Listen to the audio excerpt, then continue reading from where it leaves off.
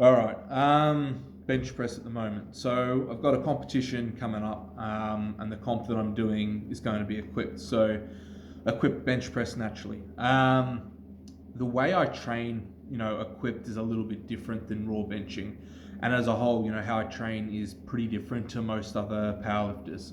Um, my goal when I'm trying to build up the equipped bench, there's a few other things that go into place. I'm still trying to maintain, some strength through the legs. So I may not be back squatting, but I'm going a lot heavier on the front squats. So to build, for me to build a successful bench, there's a few different components to it. One, I need to have strength like overhead, because I find delts and triceps naturally help. Chests, that's a given. The support shirt helps a lot in the base position, but once you sort of get halfway, weight's pretty much all yours. Well, that's how it feels for me anyway. And then, you got to have a strong upper back to help hold position. Unfortunately, with the support shirt I'm using, I can't really set my upper back properly. I get thrown out of position because the shirt's just too tight. And I haven't, had heaps and heaps of practice with the shirt that I'm using. So how do I structure everything? Well, Friday is my heavy bench press day, and that's simply because I have people around and spotters. So I do my heavy bench, and as I'm warming up, I warm up to 200 kilos raw. You guys may have seen, some of the shorts that I posted. 200 moves really, really quick. I could probably do a set of 5 or 6 at the moment if I wanted, maybe a little bit more, but I just keep it as a single. After that, I swap into the bench shirt and I go to a 2 board. Why the board press? So it gives me a reference point as to how low the bar's coming down. So I'll go 220 to a 2 board, 240 to a 2 board, 260 to a 2 board, 280 either to a 2 board or a 1 board, and then I went 302 and a half. First attempt I went down to my chest, didn't quite get there, and then I mucked up a whole lot of things, so I didn't upload that one. It was just a very messy lift. And then I went 302 and a half again to a 1 board, and had no issues with it. So with equipped benching, after I've done my heavy singles, I then swap into my assisted exercises. I'm using the 1 board at the moment because when I'm coming down onto the chest for that reference point in terms of height off the chest, I'm strengthening the current range of motion that I really need with the shirt. And you'll notice, when I bench using a 1 board or a 2 board, my elbows flare out quite a fair bit, which isn't great for raw benching. But with the bench shirt, for me, I don't really find it an issue. I get a lot of support out the shirt. So my 1 board press mimics what I'm trying to do with the bench shirt. Doing it raw, the board press, it's obviously less taxing than traditional bench. So yeah, after you've done heavy equipped bench, you feel pretty spent. So then Saturday today, I was meant to do all my assistant exercises, and I just felt gassed from last night. So yeah, I'm sitting here in the garage filming this, and I'm probably just going to do 1 set of everything that I needed, as opposed to 3 or 4.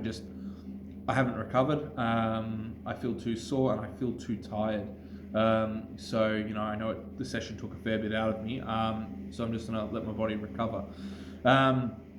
Then Monday is my light bench press day. So I've typically been going for 180 and adding a rep each session. So Monday I should do 180 for 10, just 1 set, and then I'll do my back offs, maybe 2 sets of 20 at 140 kilos. So just getting the volume in, but keeping the intensity really quite low.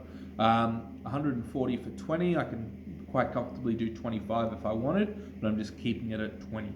Then after that, I do more of my overhead work. So I'm using the moment barbell overhead press. I just bring the bar down to my chin. I've mentioned that in a few other videos. That's how I overhead press.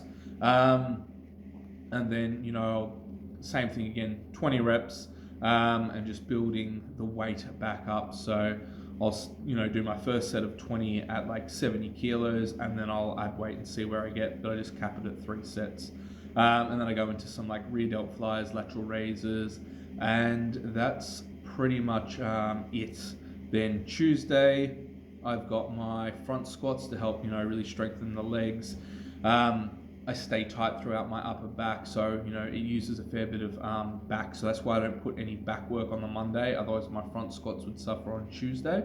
And then after I've done my front squats, I then typically do some neutral grip pull-ups in the garage, and then I play around with just empty bar curls, pump a whole lot of blood into the arms, and that's just going to help general recovery. Wednesday rest, Thursday rest, and then we're back at Friday. Now normally if Friday wasn't so taxing, Saturday I'd do my assistant exercises and I'd play around with the stones, whether it be natural stones, atlas stones, or I might do some tire flips or some strongman log, whatever I want on Saturday. It's just a day to train and enjoy. To an extent, I do the same thing on a Tuesday because I know I've got Wednesday and Thursday as rest days. So what does that put us at? So really Friday, heavy training day, Saturday, light training day, Monday, light training day, and Tuesday, somewhere in the middle. So that's 4 days a week. That's in an ideal world. As I said today, I just feel too gassed and tired, so I'm not going to bother going, heavy in terms of volume work. It would just be counterproductive. What else? Like when you're doing a bench press comp prep, your goal is to increase bench. So the amount of leg work I'm putting in isn't a lot because I don't want to expend all the extra calories in recovery to try and recover legs at the same time. It doesn't work for me very well. I found if I just bring one lift up at a time, it's a lot easier for me. I've hit the point in powerlifting where the weights I'm moving are not light, so it's taking me longer to recover, but at the same time, like trying to maintain an exercise with limited volume and intensity is really quite easy. And I know from experience it takes me about 6 weeks to bring a lift back to a peak. So as long as I keep improving my bench press, because that's a lift that I really enjoy, and I got a real shot at taking up the Australian record in the 110 kilo class, so I'm going to prioritize that for a bit. I'm still relatively young for a powerlifter as well. I'm only 31. You don't peak in this sport until very, very late 30s, early 40s most of the time. These days it seems to be more mid 40s. And it's same with strongman. So just going to look after myself. I'm not going to do anything stupid. I'm in it for the long game, and that's how you just get strong. Pick a few lifts that you really enjoy, avoid injury, program smart. Make sure you do your prehab as opposed to rehab. So for me, prehab when it comes to bench press would be empty barbell curls because it helps look after the forearms. A lot of pull-ups or chin-ups just to help strengthen the back. And then you do your rear delt flies just to get some balance into your rear delts, because heavy bench press and overhead press, anterior delts get hit really well. Even medial delts for me to an extent, but rear delts really do lack if you're not doing anything for them. What else? Calorie wise, try and eat, in a slight surplus, nothing crazy for me. I got to stay pretty much at 110, even though I got a 24-hour weigh-in. I could easily cut, a few kilos, no problem. But then the bench shirt for me is not going to fit correctly, so I'm sort of stuck in that regard. So I got to really keep my body weight at, the weight class I'm competing at. Otherwise, my support shirt won't fit. And if I gain any more weight, trying to get that thing to touch my chest with a bar becomes exponentially harder. So yeah, I'm just going to try and stay at 110. I'm 109 in the morning. If I keep growing, I'm going to have to really start incorporating some cardio stuff a lot more, and I'll probably just end up doing really high rep on the tire flips and sledgehammer hits because I've done that in the past. The other thing I'll probably end up doing is just sets of 20 of squats with the Atlas stone. I'll just pick a light one 60 kilos, hold that, and that'll help condition the arms and upper back. And that'll make the heart and lungs really work. So hopefully that answers a few questions. If there's anything I've missed, let me know below and I'll address it in the next video. Hit like and subscribe and have a great day wherever you are.